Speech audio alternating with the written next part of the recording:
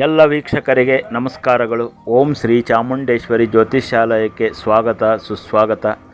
ನಾನು ನಿಮ್ಮ ಸುರೇಶ್ ಬೆಳವಿನಾಳ್.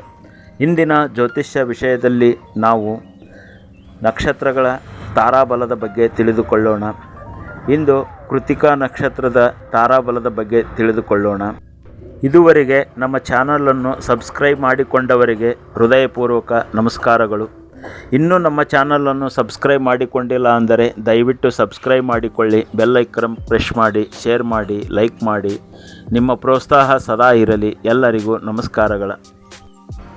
ನೋಡಿ, ಕೃತಿಕಾ ನಕ್ಷತ್ರದಲ್ಲಿ ತಾರಾಬಲ ಇರುವ ದಿನ ಅವರು ತಮ್ಮ ಹೊಸ ಕಾರ್ಯಗಳನ್ನು ತಾರಾಬಲ ಇರುವ ದಿವಸ ಮಾಡುವುದು ತುಂಬ ಉತ್ತಮವಾಗಿರುತ್ತದೆ.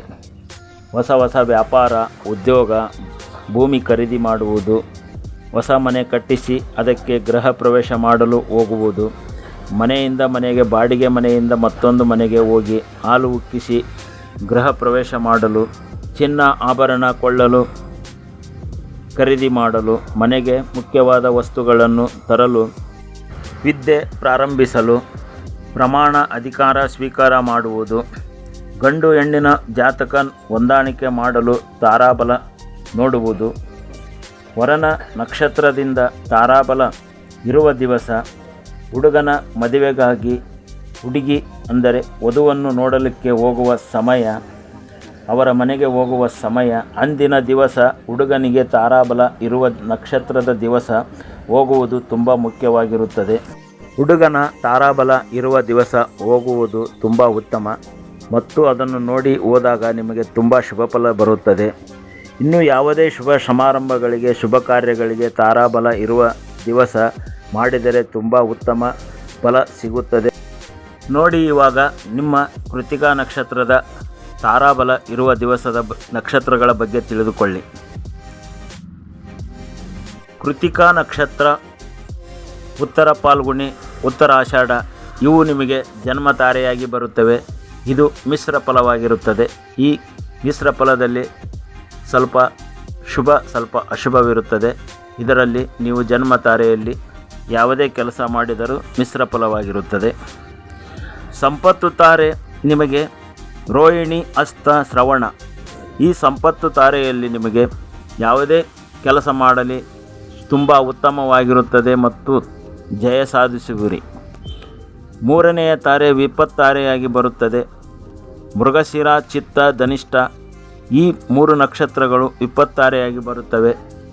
ಇದರಲ್ಲಿ ಯಾವುದೇ ಶುಭ ಕಾರ್ಯಗಳನ್ನು ಮಾಡಬಾರದು.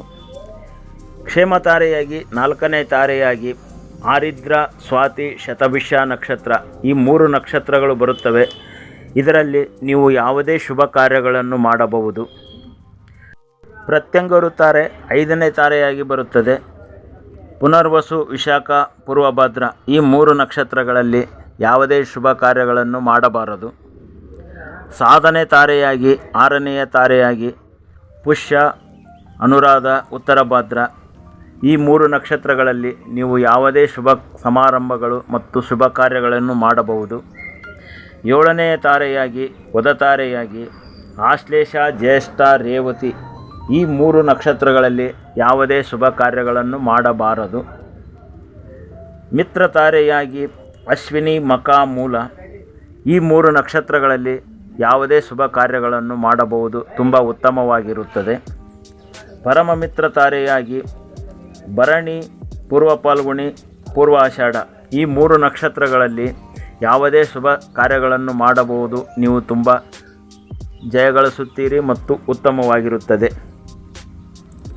ಇನ್ನೂ ನಮ್ಮ ಚಾನಲನ್ನು ಸಬ್ಸ್ಕ್ರೈಬ್ ಮಾಡಿಕೊಂಡಿಲ್ಲ ಅಂದರೆ ದಯವಿಟ್ಟು ಸಬ್ಸ್ಕ್ರೈಬ್ ಮಾಡಿಕೊಳ್ಳಿ, ಬೆಲ್ ಐಕಾನ್ ಪ್ರೆಸ್ ಮಾಡಿ, ಶೇರ್ ಮಾಡಿ, ಲೈಕ್ ಮಾಡಿ, ಕಮೆಂಟ್ ಮಾಡಿ. ನಿಮ್ಮ ಪ್ರೋತ್ಸಾಹ ಸದಾ ಇರಲಿ. ಎಲ್ಲರಿಗೂ ನಮಸ್ಕಾರಗಳು. ಓಂ ಶ್ರೀ ಗುರುವೇ ನಮಃ. ಓಂ ನಮೋ ಭಗವತಿ ಸಚ್ಚಿದಾನಂದ ಸ್ವರೂಪಿಣಿ. ಸರ್ವೇ ಜನ ಸುಖಿನೋ ಭವಂತು. ಓಂ ಹರಿ ಓಂ.